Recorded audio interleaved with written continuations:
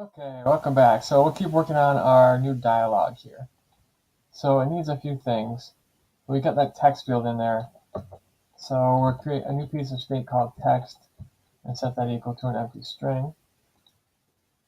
We're going to need an onClose function. So we want the dialog to start out not open. So we're going to change this to false. So we need an onClose function. And that's going to be this.setState open false. We're going to need a button when you click the fab. We'll call that handle fab. And that's going to be a function this.setState open true. And we're going to need a handle change for the text field. It's going to take an event. And that's going to be this.setState text b.target value. Okay, so that's a pretty good start. We've got our 3 helper functions here that we need. So, and then the main dialog component would say onClose. I'll say this.onClose. Here in our fab button, we'll say onClick equals this.handle fab. Our text field, we'll say onChange this.handle change. The value this.state.text.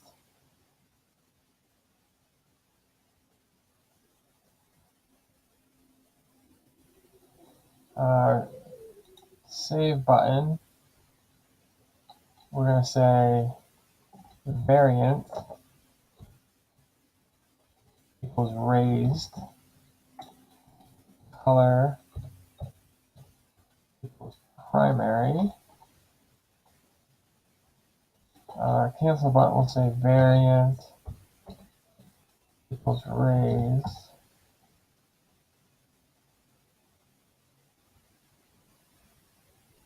We can also say placeholder here equals enter to do text dot.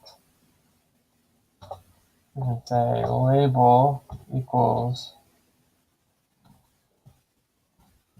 to text.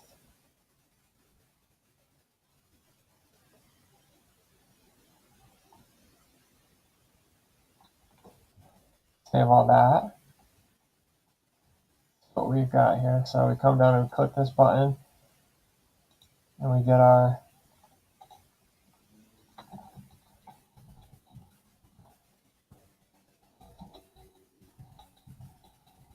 maybe we want to make this a little wider. So on our dialog, we'll say if there's a default prop or something, we can give the dialog over here in Material UI. So go to our dialog. It'll be full screen, max width.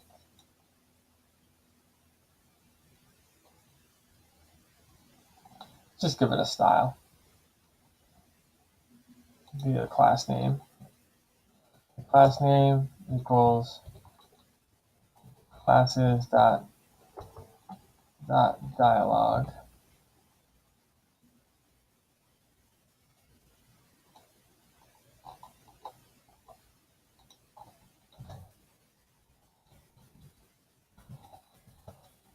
Width equals 50 W. See how that does us. Okay. That didn't work right.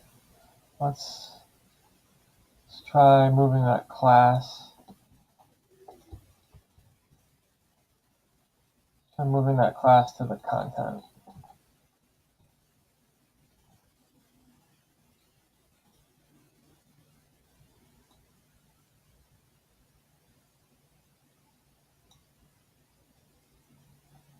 Okay, we'll call this dialog content,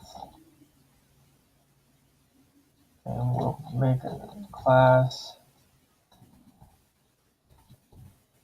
Is classes.dialog here.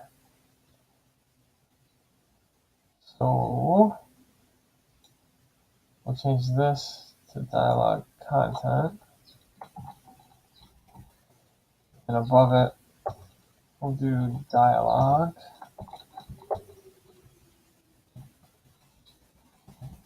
display flex direction column, line items, center, specify content, face around. That gets us. Okay, still weird.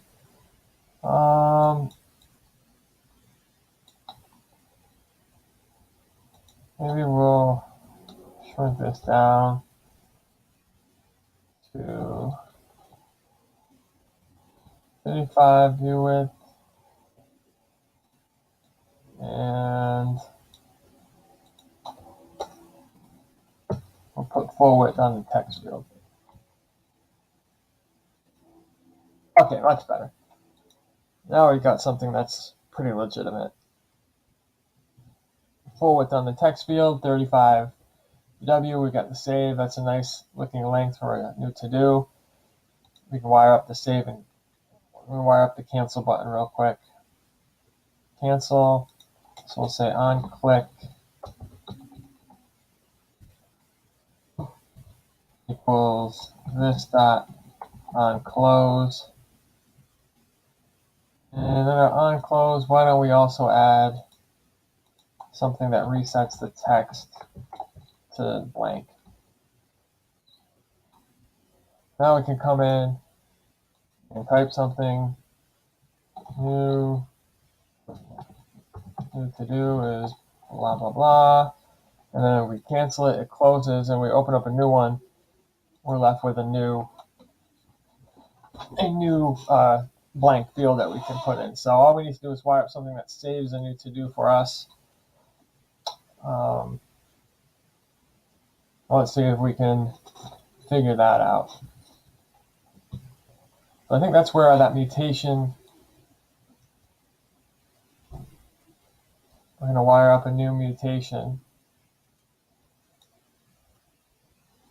I'm pretty sure we can simply just wire up a new mutation. I'm not sure if you should do it right around just the button you're using, or if you should do it around the whole component. I'll just put it around the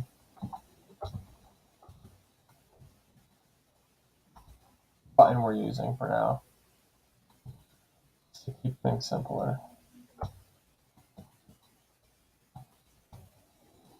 Got your mutation. Of course, it's a takes in function, so it takes in create to do.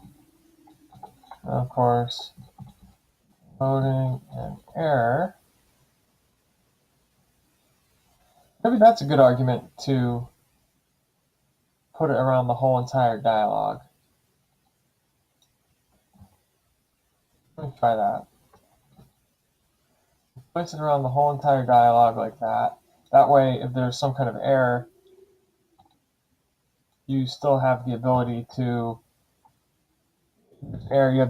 display it somewhere in the dialog, rather than if you just wrap the button, you don't really have, all you can do is change what the button says. So you've got that bracket there.